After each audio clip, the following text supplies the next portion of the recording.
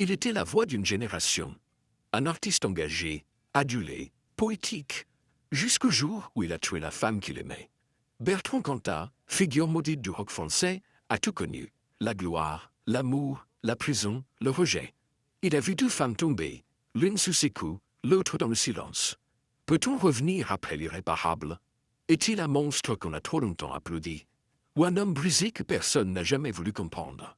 Ce que vous allez entendre n'est pas une simple histoire de musique. C'est une descente aux enfers. Et personne n'en est sorti indemne. Il avait une voix habitée, une rage poétique, un charisme brut. Sur scène, il ne chantait pas. Il hurlait, il vivait, il saignait.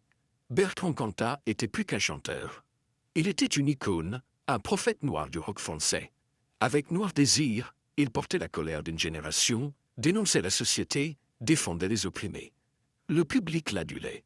La presse le respectait. Les mots de ses chansons vibraient dans les cœurs comme des cris de révolte. Mais derrière la scène, une autre histoire se jouait. Plus intime, plus dangereuse. Juillet 2003. Vilnius, Lituanie. Une nuit d'été étouffante. Dans une chambre d'hôtel, un cri, plus de silence. Marie Trintignant, actrice aimée et fragile, est retrouvée inconsciente. Quelques jours plus tard, elle est déclarée morte. À ses côtés, Bertrand Cantat, visage blême, regard perdu, incapable de prononcer un mot cohérent. Il vient de frapper la femme qu'il aime. Il dit qu'il ne voulait pas, mais le résultat est irréversible. La France entière est sidérée. Comment un homme si engagé, si sensible, a-t-il pu tuer celle qu'il appelait son âme sœur?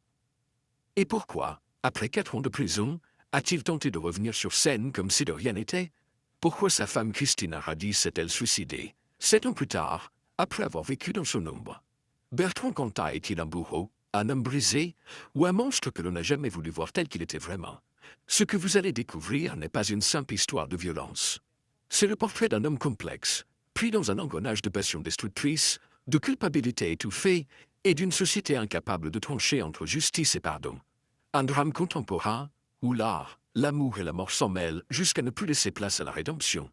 Mais qui était vraiment Bertrand Cantat? Et que reste-t-il aujourd'hui de l'homme derrière la légende et derrière le scandale? Avant de devenir l'homme que tout le monde déteste ou défend, Bertrand Cantat a été un enfant comme tant d'autres. Ou presque.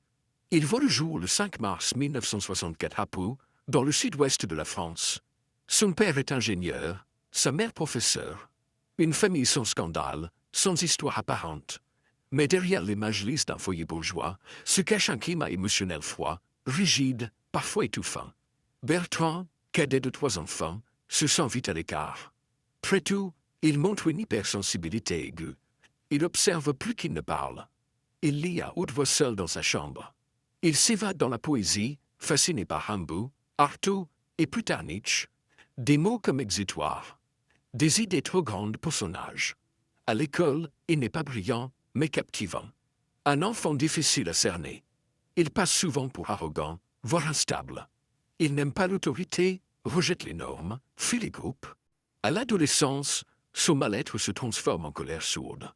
Il trouve refuge dans le rock, qui devient une obsession. I'll discover Joy Division, The Doors, les Sex Pistols. Il comprend alors que la musique peut être une arme, une manière de hurler ce qu'on ne sait pas exprimer. À 16 ans, sa famille déménage à Bordeaux. Ce changement d'environnement est une rupture brutale. Bertrand quitte le cocon familial, s'installe en foyer, enchaîne les petits boulots et plonge encore plus dans la musique. Il s'essaie à la guitare, à l'écriture de textes sombres, introspectifs. C'est à cette époque qu'il rencontre ceux qui deviendront ses frères de scène, Serge Tessoguet, Jean-Paul Roy et Denis Barthes. Ensemble, ils forment un groupe à l'énergie brute et au nom évocateur, Noir Désir. Mais ce n'est pas encore la gloire. Ce sont les années de galère. Répétitions dans des caves humides, concerts devant des personnes, nuits à dormir sur des matelas partagés. Bertrand vit pour le groupe.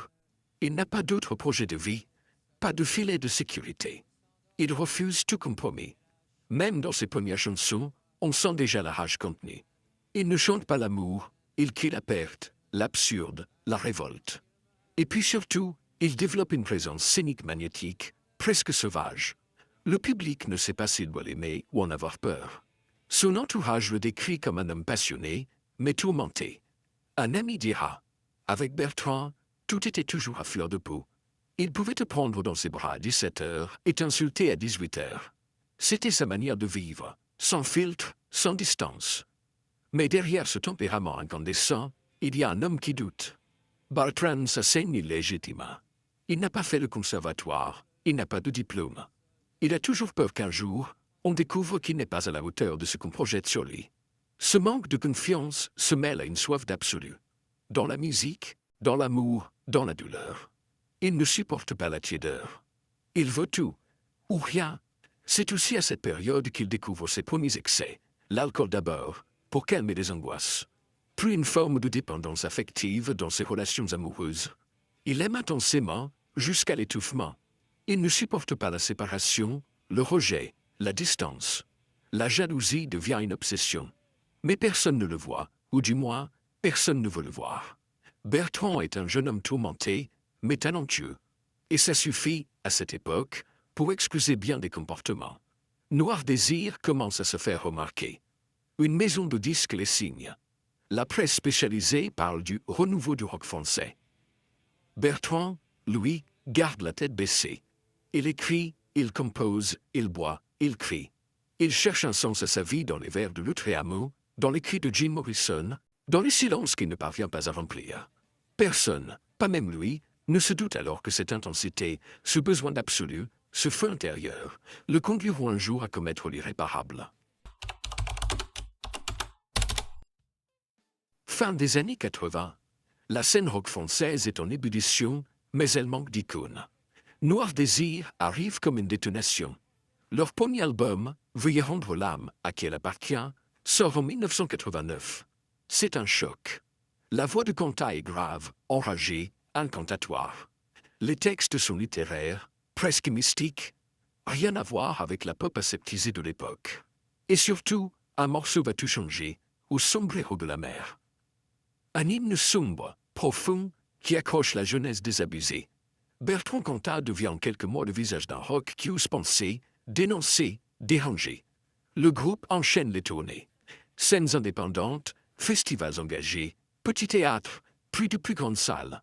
Cantat Electrice est la folie. Il n'est pas un chanteur, il est un prêtre païen, un corps en transe, une tempête. Ses concerts sont des cérémonies. On y vient pour communier, pour ressentir. Noir Désir devient culte. Mais le vrai tournant arrive en 1996 avec l'album 666. 667 clubs. C'est un succès massif. Plus d'1 million d'exemplaires vendus. Noir Désir passe du culte à la consécration. Le morceau Un jour en France, critique acerbe de la montée de l'extrême droite, propulse le groupe au rang de conscience politique. Cantat, lui, devient porte-voix. Invité sur les plateaux, cité dans les colonnes culturelles et politiques, il incarne un idéal, l'artiste engagé, radical, intransigeant. Mais cette ascension fulgurante a un prix. Plus la lumière est forte, plus les ombres s'allongent.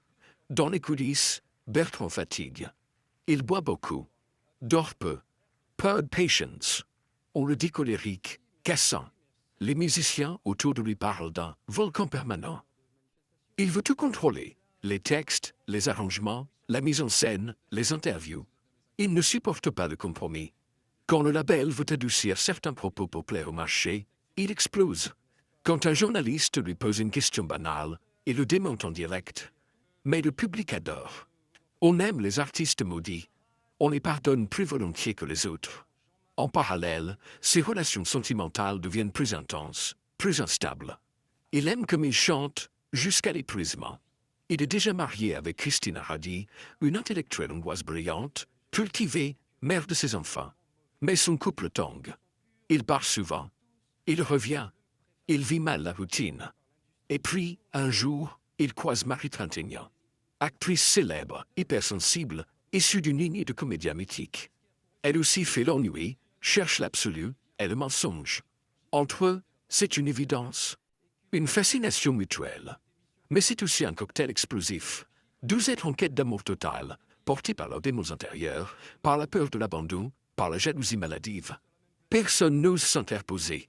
Le couple est admiré, photographié, romantisé. Pendant ce temps, Cantat continue sa carrière. Il écrit des chansons de plus en plus sombres, de plus en plus violentes parfois. Dans l'album Des visages des figures, 2001, on sent déjà un basculement.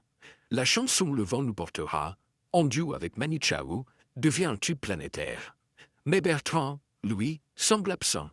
Il fait la médiatisation. Il évite les interviews. Il ne sourit plus sur les plateaux. Une amie proche dira plus tard. Il y avait quelque chose de brisé chez lui. Comme s'il savait que la chute allait arriver, mais qu'il ne voulait pas l'éviter. Et effectivement, elle approche. L'été 2003, Bertrand accompagne Marie Trintignant sur un tournage à Vilnius. Il veut être près d'elle. Il a peur de la perdre. Elle veut tourner, exister par elle-même. La tension est à son comble. Le succès est là, la reconnaissance aussi. Mais Bertrand Cantat ne sait pas profiter. Il a l'impression que tout lui échappe. Ses amours, sa famille, son art. Il est au sommet, mais il ne le voit plus. Tout bascule dans la nuit du 26 au 27 juillet 2003. Vilnius, capitale de la Lituanie. Bertrand et Marie viennent de dîner. Ils rentrent à l'hôtel. Une dispute éclate. Le taux monte. Puis, soudain, le silence. Quand les secours arrivent, Marie Trintignant est inconsciente. Son visage est tuméfié. Elle a reçu plusieurs coups à la tête. Le diagnostic est terrible, édème cérébral massif. Elle est rapatriée en France. Plongée dans le coma. Elle ne se réveillera jamais. Le 1er août, elle est déclarée morte à l'hôpital de Neuilly-sur-Seine. La France est sous le choc. Le monde artistique vacille. Bertrand Cantat, ce poète du désespoir, vient de tuer, par jalousie, par impulsion, par emportement, la femme qu'il disait aimer. Il est arrêté, inculpé pour coup mortel ayant entraîné la mort sans intention de la donner. Durant le procès, le malaise grandit. Cantat reconnaît les faits, mais semble incapable de mesurer leur gravité. Il parle d'un accès de colère, d'un déraillement. Il pleure, il s'effondre. Mais certains mots résonnent comme des gifles. Je ne l'ai pas tuée, elle est morte. Je ne suis pas un assassin. La presse s'empare du drame. Les féministes dénoncent un traitement complaisant. La justice lituanienne le condamne à 8 ans de prison. Il en purgera seulement 4, libéré pour bonne conduite. Pendant ce temps, Marie est enterrée, et ses enfants grandissent sans elle. Mais ce n'est pas la fin de la chute. À sa sortie de prison en 2007, Cantat retourne vivre avec Christina Radi. Ils essaient de reconstruire quelque chose. Pour les enfants, peut-être. Pour l'image. Pour survivre. Mais quelque chose est cassé à jamais. Christina, brillante traductrice, militante féministe, amie des poètes et des artistes, sombre dans une profonde détresse psychologique. Le 10 janvier 2010, elle se pend dans la maison familiale à Bordeaux, pendant que les enfants dorment à l'étage. Dans un message vocal laissé à une amie, elle dit « Je n'en peux plus de vivre avec lui. C'est insupportable. Il m'est détruite. » Les mots sont lourds. Insoutenables. Mais la justice conclut à un suicide sans circonstances aggravantes. Cantat n'est pas poursuivi. Pourtant, dans l'opinion publique, le doute est là. A-t-on vraiment tout vu, tout dit, tout jugé? Bertrand Cantat devient le symbole d'une faille. Il a tué une femme. Une autre s'est suicidée. Et il est libre. Quand il tente un retour artistique en 2013 avec le groupe des Trois, la colère gronde. Des collectifs féministes manifestent devant les salles. Plusieurs concerts sont annulés. Des éditoriaux hurlent leur indignation. Peut-on applaudir un homme qui a tué? Cantat s'éveille. Il dit qu'il a purgé sa peine, qu'il n'est plus le même. Mais rien n'y fait. Chaque apparition publique est un scandale. Chaque parole est disséquée. Même son visage semble changer, plus fermé, plus tendu, plus las. Et pourtant, il continue. Il chante. Il écrit. Il monte sur scène. Mais Laura n'est plus là. Il n'est plus qu'un homme poursuivi par ses fantômes et par ceux qu'il a laissés derrière lui. En 2017, il tente une carrière solo. L'album Amor Fati sort dans un silence embarrassé. Certaines critiques saluent l'écriture. D'autres crient à l'obscénité. Il doit annuler sa tournée. Trop de menaces. Trop de haine. Et dans tout cela, Bertrand Cantat semble absent. Comme vidé. Comme s'il vivait à côté de sa propre existence. Un journaliste qu'il a rencontré en coulisses dira « J'ai vu un homme en ruine. Il avait l'air de chercher quelqu'un. Mais ce quelqu'un, c'était peut-être lui-même. Ce qu'on appelle parfois le point de non-retour n'est pas toujours un cri, ni une gifle, ni même un meurtre. Parfois, c'est un silence, un vide. Après la mort de Christina Radi, Bertrand Cantat entre dans une zone d'ombre dont il ne sortira plus vraiment. Il est libre, mais enfermé. Vivant, mais invisible. Il se cache derrière sa barbe, ses lunettes noires, ses silences gênés. Il ne donne plus d'interview. Quand il parle, c'est pour dire qu'il a payé, qu'il veut juste chanter. Mais le monde, lui, ne veut plus écouter. Il tente de revenir. Encore. Avec Dites-moi d'abord, puis seul. Il écrit, compose, sort des albums. Mais il ne remplit plus les salles. Il est invité à quelques festivals, mais sous protection policière. Chaque apparition déclenche une polémique. Quand il est programmé au Francophonie en 2018, la ministre de la Culture s'en mêle. On parle des insultes aux victimes de violences conjugales. Des artistes, autrefois proches, prennent leur distance. D'autres se taisent. Le dernier coup de grâce arrive cette même année. Il renonce officiellement à toute scène. Pas par fatigue, pas rejet. Le Bertrand Cantat des débuts, le rebelle, l'icône, le poète maudit, a disparu. Il ne reste qu'un homme figé dans son passé. Un homme que la société rejette mais ne parvient pas à oublier. Il vit reclus dans une maison en Gironde. Il écrit encore. Il enregistre parfois. Mais même là, il est surveillé. Épié. Tout ce qu'il dit est perçu comme provocation. On le soupçonne de ne rien regretter. D'être dans le déni. D'instrumentaliser sa souffrance pour continuer à créer. Un extrait de l'une de ses dernières chansons dit « On ne revient jamais d'où l'on a tué l'amour ». Certains y voient une confession. D'autres un aveu d'impuissance. D'autres encore une manière habile de se poser en victime. Mais la vérité, c'est peut-être qu'il ne sait plus lui-même. Il ne sait plus qui il est, ni ce qu'il peut être. Il a aimé trop fort, tué sans l'avoir voulu, perdu tout ce qu'il avait, et il continue à exister dans un monde qui ne veut plus de lui. Dans ce huis-clos mental, le temps n'efface rien. Il accentue, il rongeait, il répétait. Des proches racontent que Bertrand ne parle plus beaucoup, qu'il écrit plus qu'il ne vit, qu'il est hanté par la voix de Marie, par les silences de Christina, par les regards de ses enfants. Il a voulu tout vivre intensément. Il a fini par tout détruire. Et aujourd'hui, il n'a plus que des ruines. Pas de retour possible. Pas de scène. Pas de mots assez justes pour réparer. Juste le poids d'un nom et le souvenir d'un homme qui, un jour, fut tout avant de ne plus être rien. Aujourd'hui, quand on prononce le nom de Bertrand Cantat, il n'évoque plus la musique. Il évoque le drame, la violence, la mort. Son héritage artistique s'est dissous dans le scandale. Ses chansons, jadis acclamées, sont devenues gênantes à écouter. Peut-on encore séparer l'homme de l'artiste? Peut-on encore écouter tout cet acquis où le vent nous portera sans entendre, derrière chaque note, les cris d'une femme qui ne reviendra jamais? Ses anciens compagnons de Noir Désir ne veulent plus parler de lui. Le groupe, qui s'est séparé officiellement en 2010, a laissé derrière lui une discographie brûlante, mais orpheline. Les radios ne diffusent plus ses morceaux. Les librairies n'osent plus exposer ses textes. Et pourtant, une part de lui reste. Inaltérable, inconfortable. Il reste la voix. Grave, belle, torturée. Il reste les mots. Teurs, poetics, derangeants. Et il reste surtout cette question sans réponse. Est-ce qu'on peut revenir de l'irréparable? Est-ce que la justice suffit quand le mal est si profond qu'il contamine jusqu'au souvenir?